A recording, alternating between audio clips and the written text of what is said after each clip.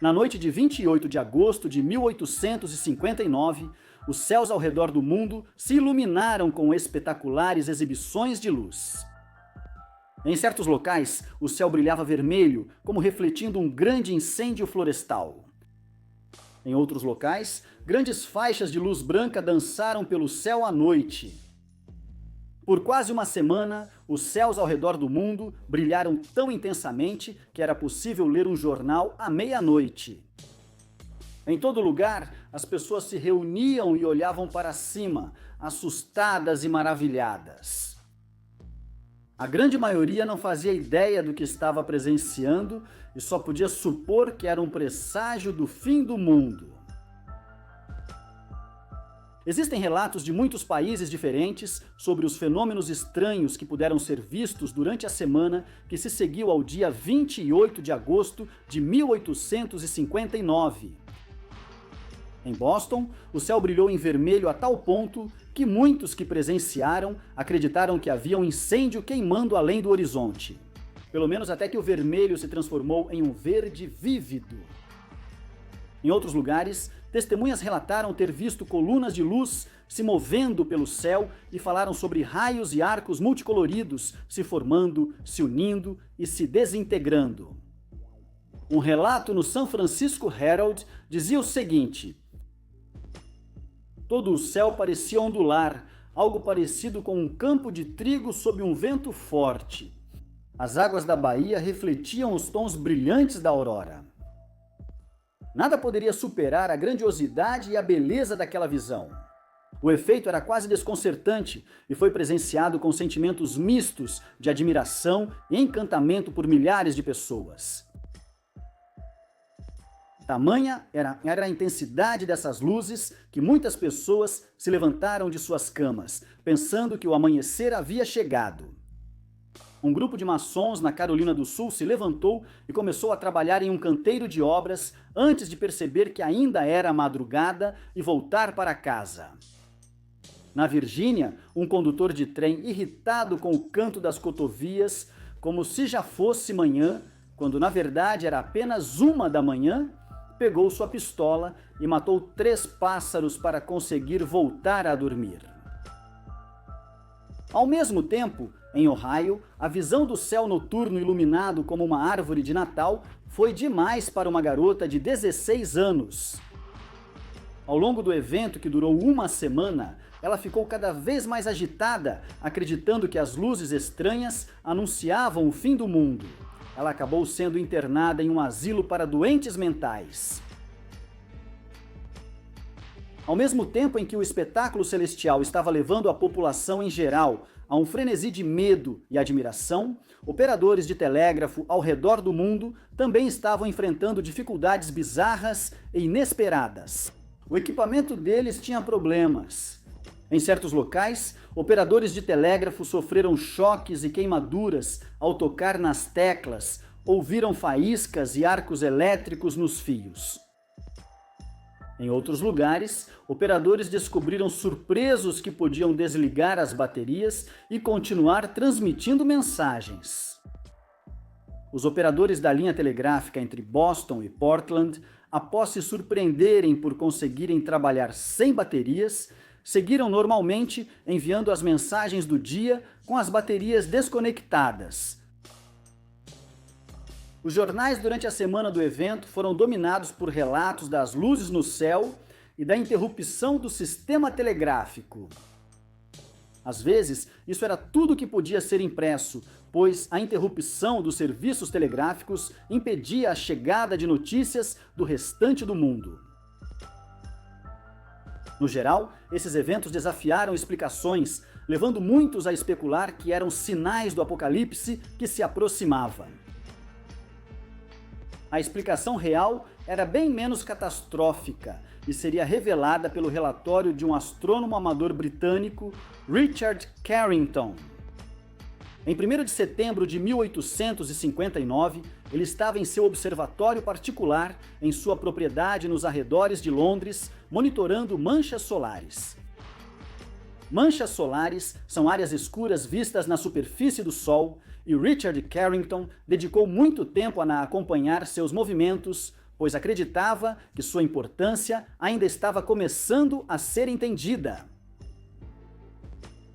Enquanto estava ocupado com seu trabalho, Richard Carrington testemunhou algo incomum. 2 pontos de luz branca intensa apareceram na superfície do Sol, brilharam brevemente e depois desapareceram.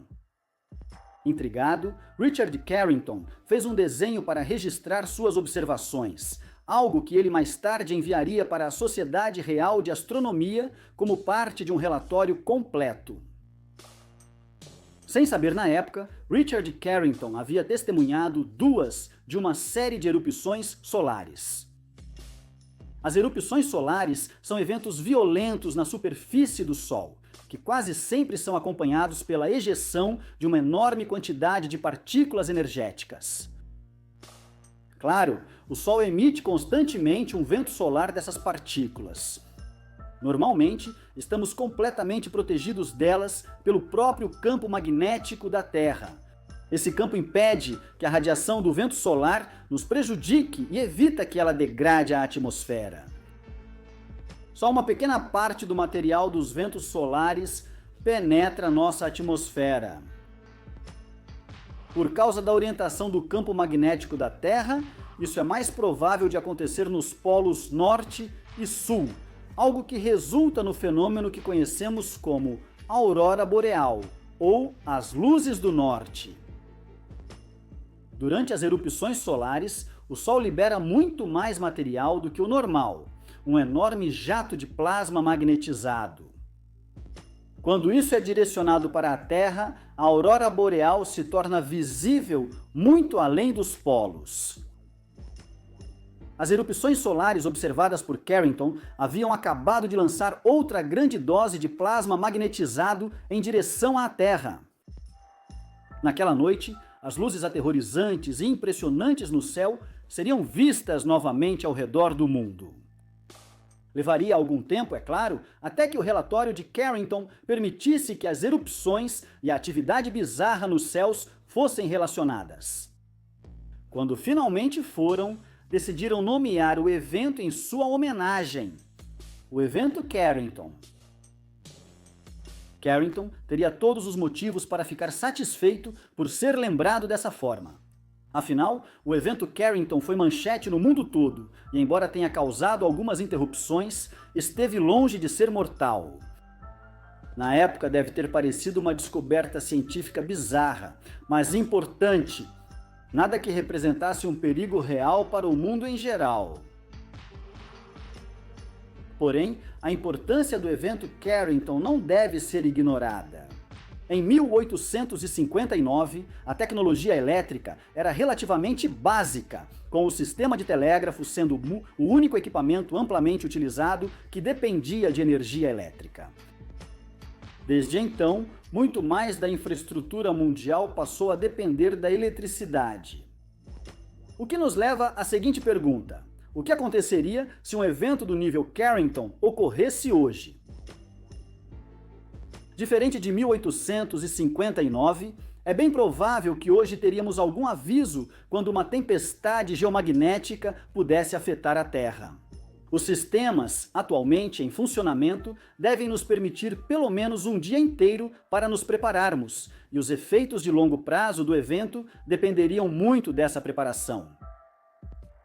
Uma resposta rápida e coordenada envolveria desligar qualquer sistema que pudesse ser danificado pelo evento durante sua duração. Nesse cenário ideal, então, um evento do nível de Carrington significaria uma semana de interrupções severas em todo o mundo, mas apenas uma semana. Por outro lado, existe o pior cenário possível, em que não conseguimos nos preparar ou não temos aviso suficiente sobre a chegada de um evento do nível de Carrington. Isso resultaria em alguns dos apagões mais extensos já vistos. Uma perda simultânea de energia, perda de comunicações e a falha da maioria das tecnologias modernas.